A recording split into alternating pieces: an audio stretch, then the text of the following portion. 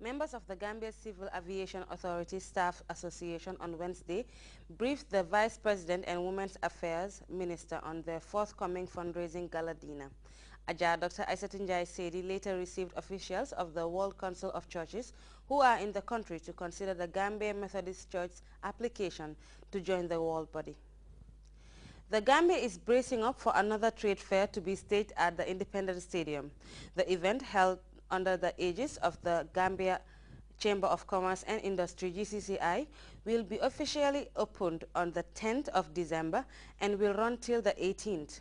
Organizers of the 5th edition say the biennial event will this time around give much prominence to made-in-the-Gambia products, with about 250 stalls expected to be stocked by businesses from within and outside the Gambia.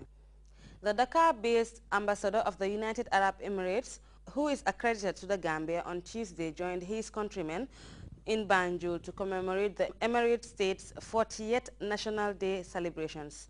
The event took the form of a reception. Bakeba Suso, the chief investigator in the case of the treason against Dr. Amadou Skatred Jane and 3 others charged with sedition, has told the Special Criminal Court that the CCG's proposed demonstration on the 25th of May was stalled by the failure of sensitization efforts. Meanwhile, Grts has reliably gathered that state prosecutors have withdrawn their notice of application to appeal against the decision of the Special Criminal Court following its acquittal of anti-narcotic murder suspects Echo Grant and Ibulo.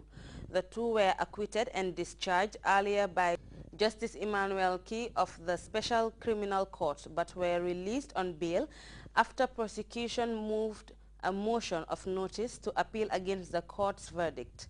In the interim, more and more legal practitioners are appearing before the commission set up to look into the incidents of tax evasion and other corrupt practices at the High Court.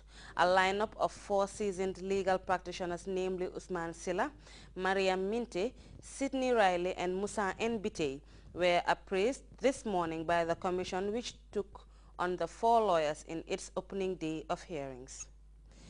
The 6th annual general meeting of the African Cotton Producers Association opened on Tuesday. Delegates from 14 member states were expected to discuss the state of the regional association and other paramount issues relevant to the advancement of the body. And to news outside.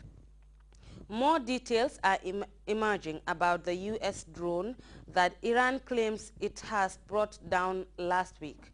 A U.S. official has told news network CNN the drone was part of a CIA mission over western Afghanistan and that the crash was caused by the failure of its guiding system. Iranian media say the craft was captured relatively intact, but the U.S. disputes that they say Iran has a pile of rubble on its hands. Barack Obama has laid out his major campaign theme for the presidential contest that takes place next November. In a speech on Tuesday, he spoke about economic fairness, giving middle-class Americans what he calls a fair stake. Well, there are 7 Republicans vying for their party's nomination. Right now, the frontrunner is a Washington veteran who is running as an outsider. Newt Gingrich is a man of contradictions, but his double-digit lead in the polls is undisputable.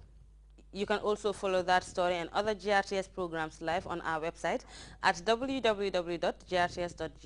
There you can also monitor GRTS Radio Live. That brings us to the end of the news in summary and also ends our today's transmission. Thanks for your company and do have a wonderful morning.